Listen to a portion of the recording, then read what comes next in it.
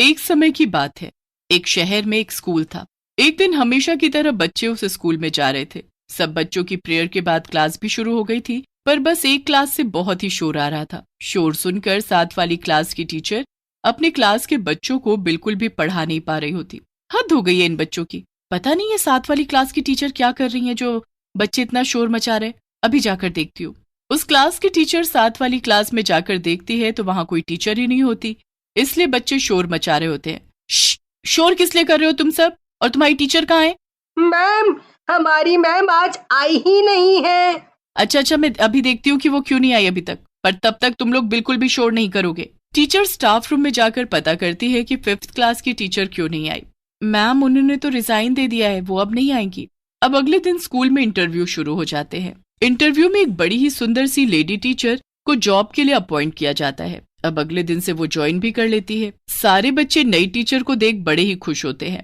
उनके मन में ये भी आ रहा होता है कि पता नहीं नई टीचर डांटती है या नहीं, पर फिर भी बच्चे बड़े खुश होते हैं। बच्चों, आज से मैं आपकी क्लास टीचर हूँ। मेरा नाम मधु है और आज से मैं ही आपको पढ़ाऊंगी। Okay ma'am. देखो बच्चों, मुझे अपनी क्लास में किसी तरह का शोर, बदतमीजी और कोई भी शैतानी नहीं चाहिए। सब बच्चे अच्छे से पढ़ाई करेंगे, वरना मैं पनिशमेंट दूंगी। बच्चों को लगता है कि सभी टीचर तो ऐसे ही बोलती हैं, तो इसमें डरने वाली कोई बात तो है नहीं। टीचर बच्चों को पढ़ाना शुरू कर देती हैं।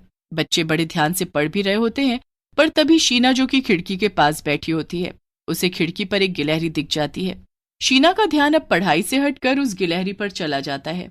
अरे शीना, क्या इस गिलहरी को देखे जा रही है? मैम कुछ लिख रही है बोर्ड पर, पहले उसे तो कॉपी में उतार ले। अरे वो मैं तेरी कॉपी से उतार लूंगी, अभी मुझे इसके साथ खेलने दे। वैसे भी मैम बोर्ड की तरफ देख रही है, उन्हें क्या पता मैं क्या कर रही हूँ। सारे बच्चे अपनी अपनी कॉपी में काम उतार लेते हैं। टीचर अब पलटती है और सारे बच्चों पर एक नजर घुमाती है। शीना, अपनी कॉपी लेकर आओ। शीना तो इतना सुनकर ही घबरा जाती है, क्योंकि उसने तो कॉपी में एक शब्द भी नहीं लिखा होता। जी मैम, मैं? हाँ तुम्हारा नाम ही शीना है ना? पर आपको कैसे पता मैम, आपने तो हमारे नाम पूछे ही नहीं। मुझे सब पता चल जाता है।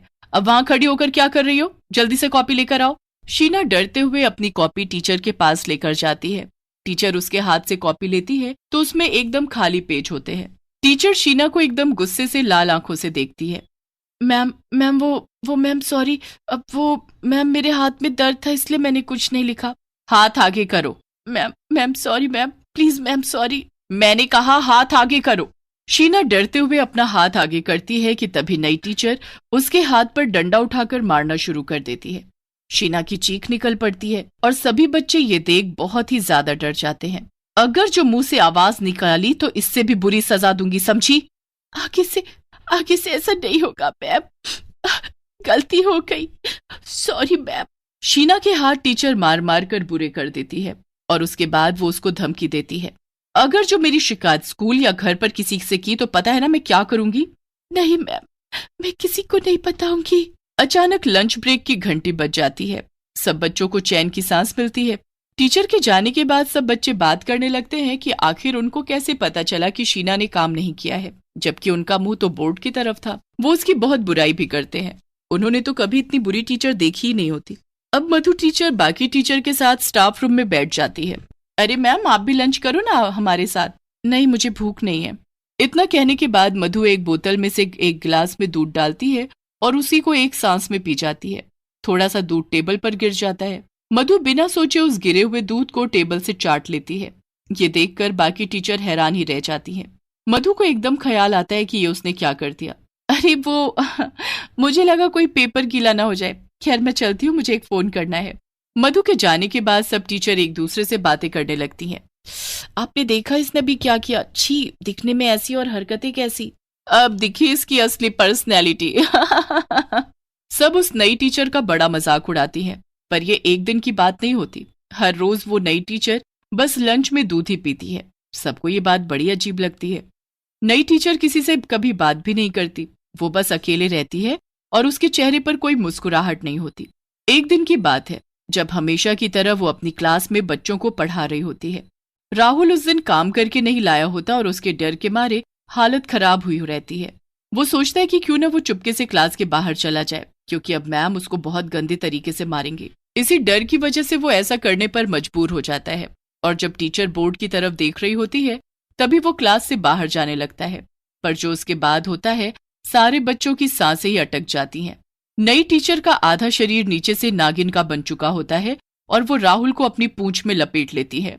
बचाओ बचाओ, ये तो चुड़ैल नागिन टीचर है। मैम मैम मुझे छोड़ दो, प्लीज मैम, प्लीज मुझे छोड़ दो। खबरदार जो मुंह से आवाज निकाली, पता है मेरे शरीर में कितना जहर है। अगर मैंने किसी को डस लिया ना तो वहीं तड़प तड़प कर मर जाओगे।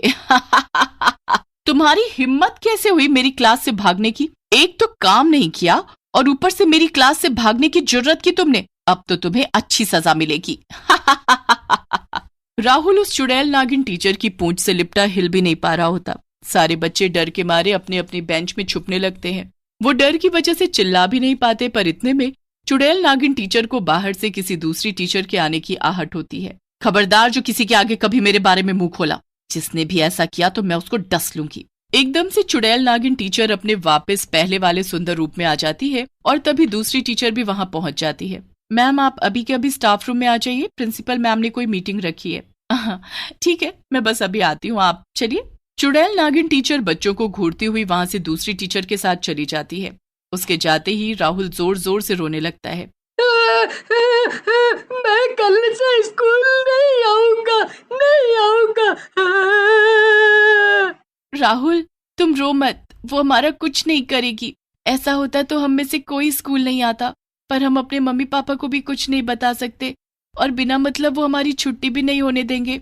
हाँ, और इस चुड़ैल नागिन टीचर को सब पहले से पता चल जाता है। हम कुछ नहीं कर सकते शीना, हम कुछ नहीं कर सकते। राहुल बहुत रोता है और उसके साथ बाकी बच्चे भी बहुत ही परेशान होते हैं कि आखिर वो क्या करे। कुछ दिन ऐसे ही निकल जाते हैं और फिर बच्चों की 3 दिन की छुट्टियां पड़ जाती हैं। ये मत सोचना कि तुम मुझसे बच जाओगे, 3 दिन बाद तुम यही होंगे मेरे पास। 3 दिन की छुट्टी पड़ते ही बच्चों की खुशी का कोई ठिकाना ही नहीं होता। वो इतने खुश होते हैं जैसे पता नहीं उन्हें क्या ही मिल गया हो। पर जैसे ही 3 दिन पूरे होते हैं, सब बच्चे स्कूल जाने के नाम पर रोने लगते हैं। बड़ी मुश्किलों से सबके माता पिता उनको स्कूल भेजते हैं। स्कूल जाने के बाद उनको उसी चुड़ैल नागिन टीचर का सामना करना पड़ता है। आ गए मेरे प्यारे बच्चों, चलो चलो चलो जल्दी से अपना काम निकालो। कुछ बच्चों का काम पूरा ही नहीं होता तो बस उन बच्चों को वो पहले की तरह अपनी पूंछ में लपेटकर पूरी क्लास में घुमाने लगती है। वो उनकी इतनी बुरी हालत कर देती है कि बच्चे उठने के काबिल भी नहीं रहते और वहीं जमीन में गिर जाते हैं। उस दिन बच्चों के साथ चुड़ैल सबसे ज्यादा बुरा करती है। बच्चे तो बस छुट्टी होने का इंतजार करने लगते हैं। फिर अगले दिन बाल दिवस होता है और सभी बच्चों को ग्राउंड में बुलाया जाता है। प्रिंसिपल ने बच्चों के लिए कुछ मनोरंजन के इंतजाम भी कर रखे होते हैं। बच्चे बड़े मजे से सब देख ही रहे होते हैं और आखिर में एक सपेरा बच्चों को सांप का खेल दिखाने लगता है। सपेरे को देख मधु बेचैन हो उठती है। सपेरा बीन बजाता रहता है और थोड़ी देर में ही मधु झूमने लगती है। झूमते झूमते वो सपेरे के पास पहुंच जाती है और चुड़ैल नागिन में बदल जाती है और नाचने लगती है। हे भगवान, ये क्या है? ये तो चुड़ैल नागिन है। ये सब क्या हो रहा है? इन 3 दिनों की छुट्टियों में स्कूल की हर क्लास में कैमरा लगाया गया था। मैंने उस चुड़ैल को इस कैमरे में देख लिया था और प्रिंसिपल को बताया। इसने इतने दिनों से बच्चों को बहुत ज्यादा परेशान किया हुआ है। आज इस चुड़ैल नागिन को पकड़ने के लिए इस सपेरे को बुलाया गया है।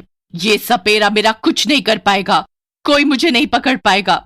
सपेरा बीन बजाता चला जाता है और चुड़ैल नागिन खुद को नाचने से रोक ही नहीं पाती। नाचते नाचते वो इतनी मगन हो जाती है कि वो कब सपेरे के पिटारे में चली जाती है उसे पता भी नहीं चलता।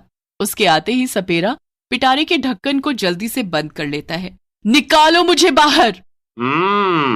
अब तू इस पिटारे से कभी बाहर नहीं आएगी। बहुत दुखी कर लिया तूने मासूम बच्चों को। सपेरा उस पिटारे को अपने साथ ले जाता है। उसके बाद उनकी पुरानी टीचर स्कूल वापस आ जाती है, जिसे बच्चे खुशी से गले लगा लेते हैं। तो दोस्तों, ऐसे ही वीडियो देखने के लिए हमारे चैनल को लाइक करें और शेयर करें और सब्सक्राइब करें, ताकि हम फिर मिले एक नई वीडियो में। वीडियो देखने के लिए धन्यवाद। Thanks for watching. जय हिंद, जय भारत। फिर मिलते हैं अगले वीडियो में।